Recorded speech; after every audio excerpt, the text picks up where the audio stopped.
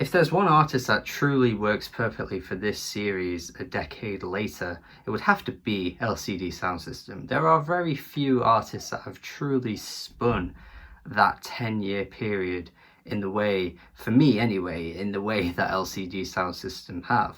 I do think I speak for a lot more people than just me in the way in which there are those types of bands in which you latch onto in your early days of musical discovery, when you're first getting into music, when you're listening to all kinds of different bands that are very new to your ears and you've never really heard anything about, but you just stumble upon them on critics lists, publication lists, all that kind of stuff. You know, LCD Soundsystem is really that band. They pop up on every friggin' list you ever stumble upon. I mean, whether it be best bands of all time, best bands of the 2000s, best albums of the 2000s, best albums of the 2010s, best songs of all time. They are just the critic darlings. So of course, when I was first getting into music, and again, I think I'm speaking for a lot of people as well, they really did crop up that often that I had to just try them out. And they are pretty accessible to get into early on as well. They were definitely a band that I just fell in love with pretty easily. They are pretty easy to love when you just look at their music and how accessible it is, how dancey, how groovy much of it is as well. And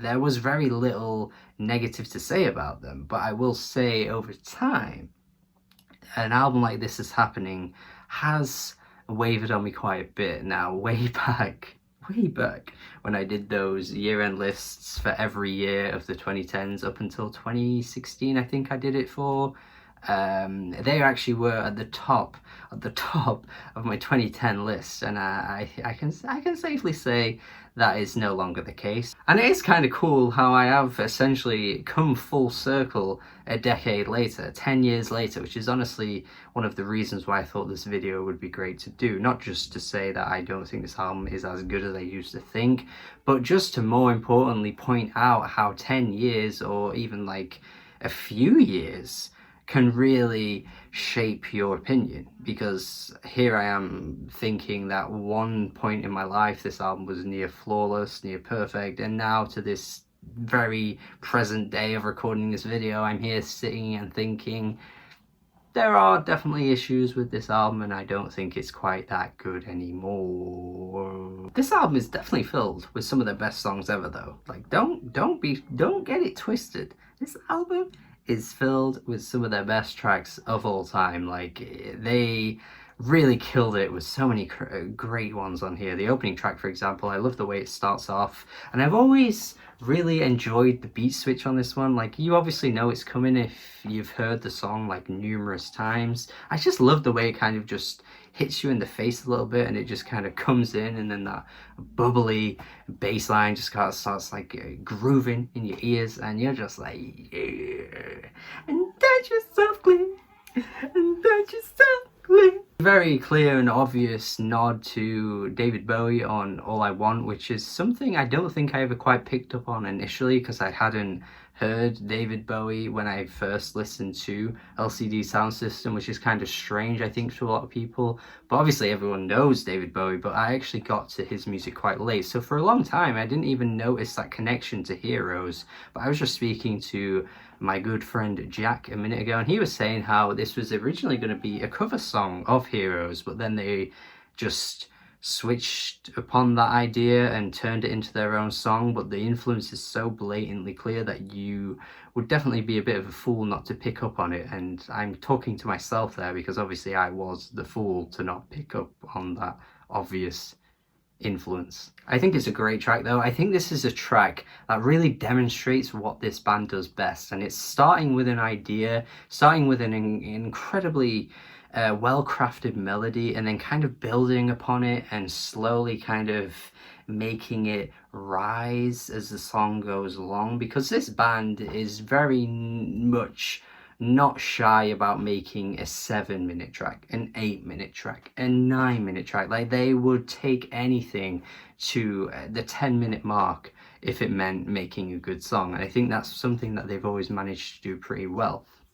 And this track is perfectly the reason to show why they can do it very well, because the way the instrumental kind of like starts to flourish as the track goes along is very much what they were doing on the track like All My Friends, which is considered one of their best songs ever. I would say that it is honestly one of their best songs ever too. The fantastic closing track on here as well does the exact same thing. In fact, I think they are attempting to replicate that same like lightning in a bottle moment that they got on All My Friends with this one. Similarly with like the way the track builds, some of the drum patterns on this one as well really do remind me of that track, and even James's vocal melodies on some parts of the track really get me thinking about All My Friends, which I don't know if it's just coincidental that yes, they are the same band, so they've made two songs that sound similar, but it also does feel like they are trying to recapture that moment as well. But who cares, whatever it was, what they were doing, as long as it sounds good, which it does, then I can't really complain. The issues tend to come though where they stretch something maybe a bit too long. I mean, this is a 9-track album and it runs over an hour. I think that is a slight issue in itself, to be honest. I mean, One Touch, does it really need to go on for as long as it does?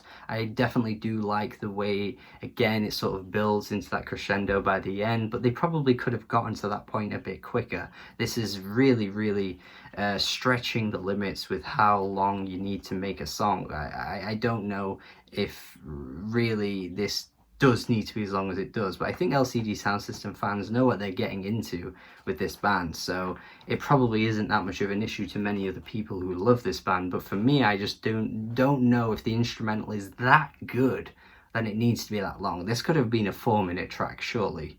The bigger issues though really come when you hit tracks like You Wanted a Hit, where they try this self-ironic, humorous, I don't know what else you want to really call it. They really try sometimes to be a bit funnier than they actually end up being. They do this on a track called Losing My Edge, which was very early on in their career. It's one of their most famous songs as well.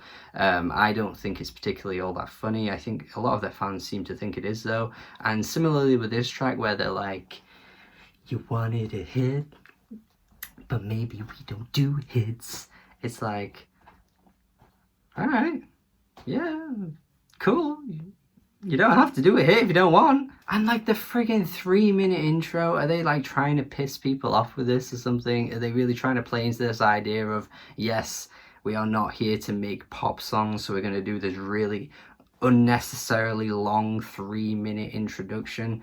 Like, these are the kind of moments that make me just kind of wonder, how did you just think this would be good? I'm not trying to insult long music or long albums or long songs, because that would just be very reductive, but when the ideas aren't very strong to begin with and then you stretch it out to ridiculous lengths, that's just pointless to me. Like, that's an issue, and you don't really need to do that in order to make a great song or a great statement. And who cares if you make a hit? Why do you have to be so pretentious about it? You don't need to tell people like you're not making a hit. I just find it's just not funny. It's just not a good track, really. Pow Pow, I think, this is just a bad song. It's not beating around the bush. This one's just bad. Like, the hook is really bad. I don't think the instrumental sounds particularly good either. Like, what is with this, man? Pow, pow, pow, pow, pow, pow, pow, pow. Like, no. If you're like a hardcore fan of this band, which by the way, I love Sound of Silver. Like, this album has held up for me in ways that This Is Happening hasn't quite done for me. But like, if you're like a hardcore fan, do you really think Pow Pow's a good track? Like, in comparison to some of their best songs, or even some of their good songs, like, this one just isn't very good. Like, the hook is incredibly lazy. It doesn't sound particularly good. Like, the entire track is just an easy skip. And it's just weird to me that this ends up on the same album as a track like I Can Change, which I think is an amazing song. I mean, if anyone did catch my best songs of the 2010s video that I did, you will know that that actually did appear on there in the top 50, somewhere in the 40 range-ish. I think it is just genuinely a stellar song. I love the instrumental on this one. I love the playful, cartoonish little synth line that comes through. It's just such It's such a welcoming track. It's such a fun little song with a really good lyrical idea too. I think this is one of the moments on the album that really does hit in terms of lyrics. Like, you really do sort of get a picture of the type of naive attitude that James is displaying on this song. Whether it be something that he's writing from the perspective of when he was younger, or even, you know, at the age that he was when he actually wrote the song, I think a lot of people do get that sense of feeling like you need to change who you are, change aspects of yourself in order for someone to love you, and it never really works out that way. And if it does work out that way, then it really shouldn't, or you're really living a lie, because you shouldn't ever really have to do that. But I love the way that he just keeps telling himself throughout the song, like, I can change, you know, but like ultimately, you know, that people don't just change that easily anyway. So even with all this naive attitude that he's throwing out there, ultimately he probably won't even do the things he's saying he'll do. I just think the idea of this song is incredibly relatable, and an interesting way of putting it too, and it's just a genuinely fantastic track as well. For me, this really is like the centerpiece of the album. It comes in the middle of the album, and it really is the one track that just stands out as being a magnificent song on an album that I think is filled with great tracks, but there just are a few too many moments, as I keep bringing up, that don't stick the landing in the ways that this one does, or All I Want, or even the closing track, as I've mentioned, Home. Like, these are really the strongest moments, and a track like Drunk Girls just looks way weaker by comparison, because it just comes straight after Dance Yourself Clean, which again is a great moment. I just don't think this repetition of drunk girls, drunk boys, it just kind of gets boring. It just ends up being a very weird album in terms of like its flow. Like, you can get one fantastic track and immediately after you get a moment that just doesn't really stick the landing. But I just don't know how it ended up being that way, because like 2013, you'd have asked me how I felt about this album and I probably would have said it was perfect from start to finish. But it's just weird how time can change your thoughts and opinions on things. But yeah, I mean, I've said I'm taking scores away from these decade later videos. I think I've expressed enough my thoughts on this album for you to kind of gauge how I feel anyway. But I do think overall it is pretty solid, but like, there are just a few too many moments that don't really work that well at all. I think a track like Somebody's Calling Me as well doesn't really complement the strengths that this band really have to offer. I mean, the mixing and the way that the clashing like synth comes in over those vocals, I really don't think that sounds particularly very flattering to what this band can honestly do at their best.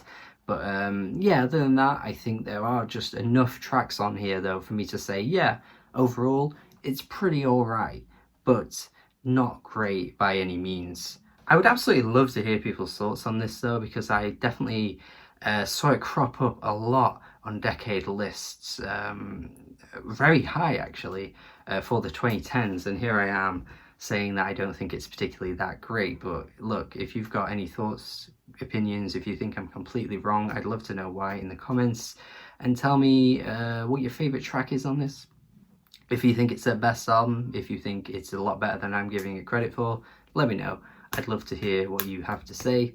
Thank you for watching my video, my decade later review, whatever you want to call it. Have a good day and goodbye.